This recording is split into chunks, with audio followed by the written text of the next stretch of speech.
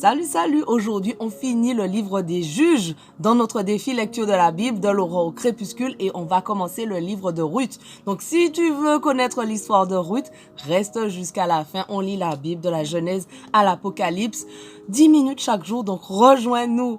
Merci Seigneur parce qu'aujourd'hui encore, tu vas nous parler personnellement, et merci parce que tu vas nous aider à comprendre le passage que nous lisons, et bénis tous ceux qui m'accompagnent dans ce défi au nom de Jésus. Amen. Alors, donc, Juge 21, verset 11. Voilà comment vous procéderez. Vous tuerez tout homme et toute femme qui a déjà vécu avec un homme. Lisez les chapitres avant pour ne pas être hors contexte, ok? Lisez avant. Ces soldats trouvèrent parmi les habitants de Yabesh en Galaad 400 jeunes filles vierges qui n'avaient pas été touchées par un homme. Ils les amenèrent au camp de Silo dans le pays de Canaan. Toute l'assemblée envoya des messagers auprès des Benjaminites réfugiés au rocher de Rimon pour faire la paix avec eux. Ceux-ci retournèrent aussitôt chez eux. On leur donna les filles qui avaient été épargnées à Yabesh en Galaad, mais il ne s'en trouva pas assez pour eux tous. Le peuple était pris de pitié pour Benjamin parce que l'Éternel avait creusé un vide parmi les tribus d'Israël. Les responsables de l'assemblée dirent: « Comment ferons-nous pour trouver des femmes à ceux qui restent encore, puisque celles de Benjamin ont été exterminées ?» Ils ajoutèrent: « Il faut assurer une descendance aux rescapés de Benjamin, afin qu'une tribu ne disparaisse pas d'Israël. Mais nous ne pouvons pas leur donner nos filles en mariage, puisque nous avons juré: maudit soit celui qui donnera sa fille en mariage à un Benjaminite. » Ils dirent alors qu'on allait bientôt célébrer comme chaque année la fête de l'Éternel à Silo, située au nord de Béthel, à l'est de la route de Béthel à Sichem et au sud de Lébona.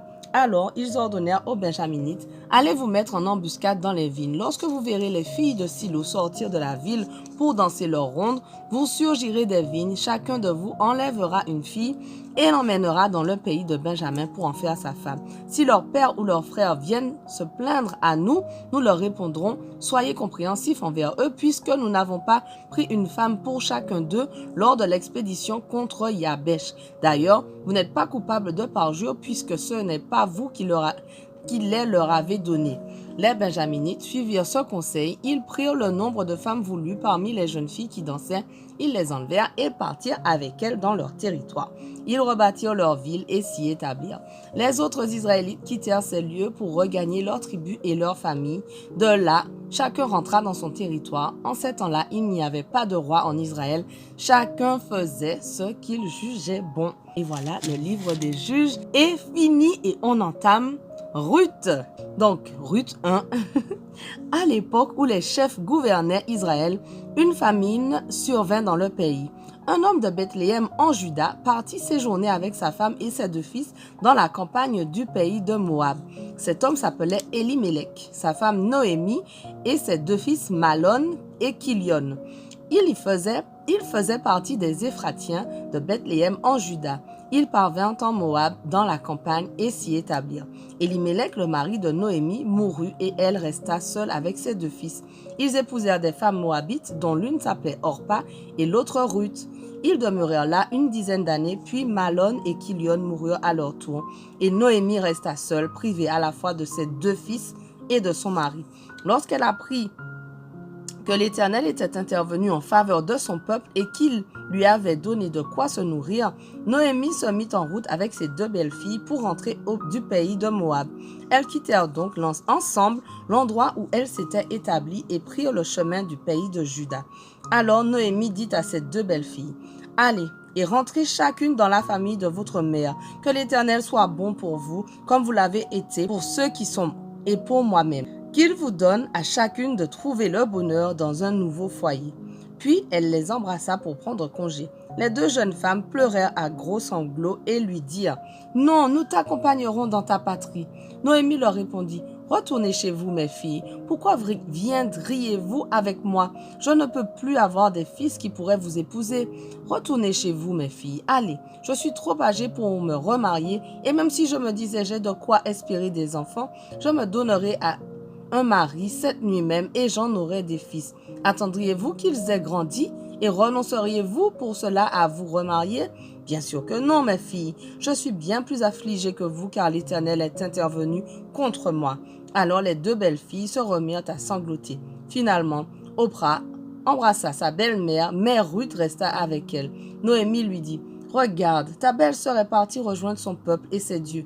Fais comme elle, retourne chez les tiens. » Mais Ruth lui répondit, « N'insiste pas pour que je te quitte et que je me détourne de ta route. Partout où tu iras, j'irai. Où tu t'installeras, je m'installerai. Ton peuple sera mon peuple et ton Dieu sera mon Dieu. Là où tu mourras, je mourrai aussi et j'y serai enterré. Que l'Éternel me punisse avec la plus grande sévérité si autre chose que là me sépare de toi. » Devant une telle résolution à la suivre, Noémie cessa d'insister et elles s'en allèrent toutes deux ensemble jusqu'à Bethléem. Leur arrivée là-bas mit toute la localité en émoi. « Est-ce bien la Noémie ?» demandèrent les femmes. Elle leur répondit, « Ne m'appelez plus Noémie l'heureuse, appelez-moi Mara l'affligée, car le Tout-Puissant m'a beaucoup affligée. Je suis partie d'ici comblée et l'Éternel m'y fait revenir les mains vides. Alors pourquoi m'appeler encore Noémie quand l'Éternel s'est prononcé contre moi et que le Tout-Puissant m'a plongé dans l'affliction? » C'est ainsi que Noémie et sa belle-fille Ruth, la Moabite, revinrent des plaines de Moab. Lorsqu'elles arrivèrent à Bethléem, c'était le début de la moisson de l'orge. Ruth de Noémie avait un parent du côté de son mari, un homme riche et puissant de la famille d'Elimelech, nommé Boaz. Ruth, la Moabite, dit à Noémie, « Permets-moi d'aller au champ ramasser des épis laissés par les moissonneurs.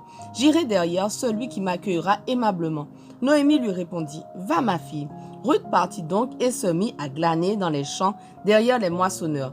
Il arriva par hasard qu'elle se trouvait dans un champ appartenant à Boaz, ce parent d'Elimelech.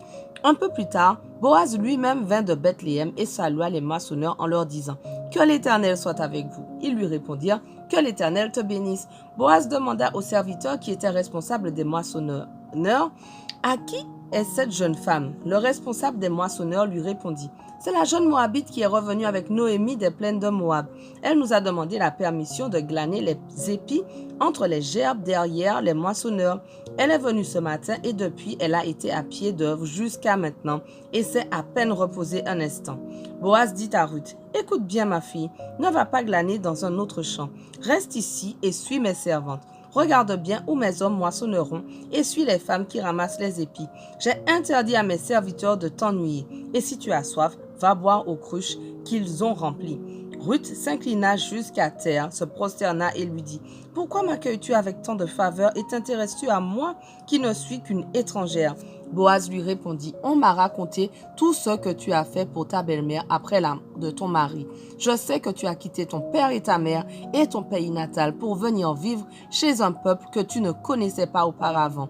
Que l'Éternel te récompense pour ce que tu as fait et que le Dieu d'Israël, sous la protection duquel tu es venu t'abriter, t'accorde une pleine récompense. » Ruth dit, « Mon maître, tu m'accueilles avec tant de faveur que j'en suis réconfortée. Tes paroles me touchent, moi ta servante, bien que je ne sois pas même au rang de tes servantes. » À l'heure du repas, Boaz lui dit, « Approche-toi et viens prendre un morceau de pain, trempe-le dans la vinaigrette. » Alors elle s'assit à côté des moissonneurs et Boaz lui offrit des épis grillés. Elle en mangea à satiété et garda le reste. Quand elle retourna pour glaner, Boaz ordonna à ses serviteurs, « Permettez-lui aussi de glaner entre les gerbes sans la rabrouer. Laissez même tomber exprès pour elle quelques épis des javelles et abandonnez-les pour qu'elle puisse les ramasser et ne lui faites pas de reproches. » Ainsi, Ruth glana dans le champ jusqu'au soir, puis elle battit ce qu'elle avait ramassé. Il y avait 40 litres d'orge. Elle l'emporta, rentra au village et montra à sa belle-mère ce qu'elle avait ramassé. Elle sortit aussi les épis qui restaient de son repas de midi après qu'elle se fut rassasiée et les lui donna.